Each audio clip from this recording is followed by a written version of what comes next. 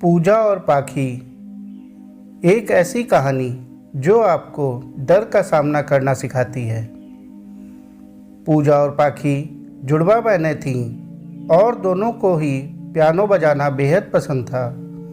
वे school के बाद एक पियानो टीचर के पास जाती थीं और पियानो बजाना सीखती थीं।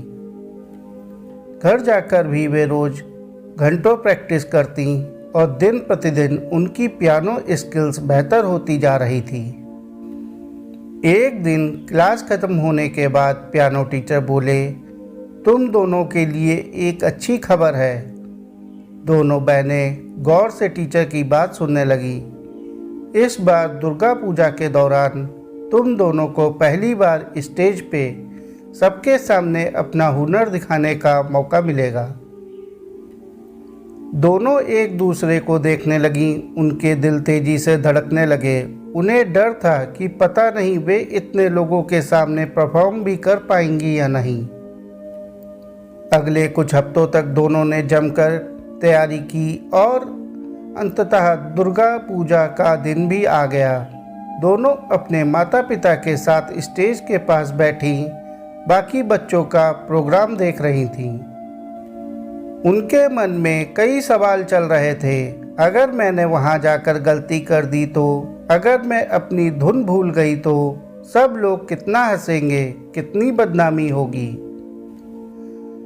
वे ऐसा सोच ही रही थी कि तभी एंकर ने अनाउंस किया, और हमारा अगला टैलेंट है पूजा। अपना नाम सुनकर पूजा के पैरों तले जमीन खिसक गई। उसका चेहरा पीला पड़ गया। मम्मी पापा ने उसे स्टेज पे जाने के लिए एनकरेज किया, पर वो कुर्सी से ही चिपकी रही। अंत में मम्मी ने एंकर को आवाज़ दी, माफ़ कीजिएगा, पूजा की तबीयत ठीक नहीं है। कोई बात नहीं दोस्तों, हम बढ़ते हैं अपनी अगली परफॉर्मर की तरफ।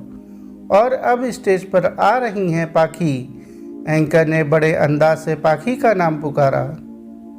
पाखी की हालत भी अपनी बहन पूजा की तरह थी।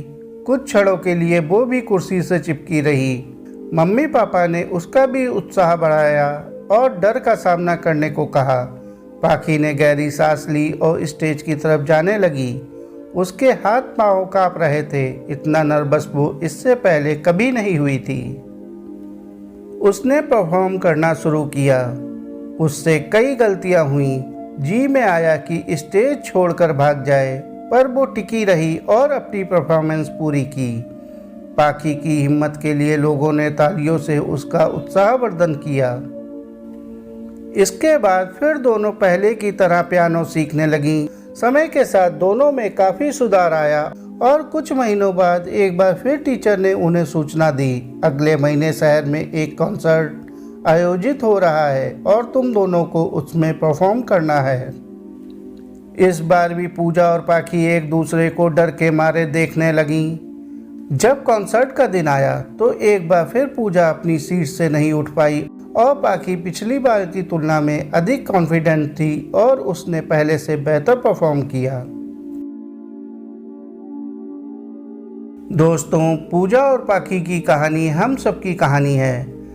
जब हम पूजा की तरह फियर को अपने ऊपर हावी होने देते हैं और उसका सामना करने से पहले ही हार मान लेते हैं तो हमारा सेल्फ कॉन्फिडेंस घटता जाता है। लेकिन अगर हम हिम्मत दिखाते हैं और फियर को फेस करते हैं तो हमारा आत्मविश्वास बढ़ता जाता है और हम जिंदगी में बेहतर कर पाते हैं।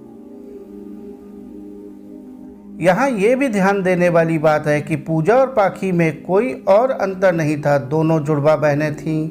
सिखाने वाला टीचर भी सेम था, लेकिन बस एक डर की वजह से पूजा कुर्सी पर बैठी थी और पाखी स्टेज पर परफॉर्म कर रही थी। क्या आप भी किसी चीज़ को लेकर बहुत डरते हैं? क्या आप भी फेलियर के डर से खुद को बांध कर रखते हैं? यदि ऐसा है तो इस डर को अपने भीतर से निकाल फेंकिए और देखिए जिंदगी के पास आपको देने के लिए कितना कुछ है। दोस्तों, कहानी को अंत तक सुनने के लिए आपका बहुत बहुत शुक्रिया। कहानी पसंद आई हो तो कहानी को लाइक और चैनल को सब्सक्राइब कर लीजिए। धन्यवाद।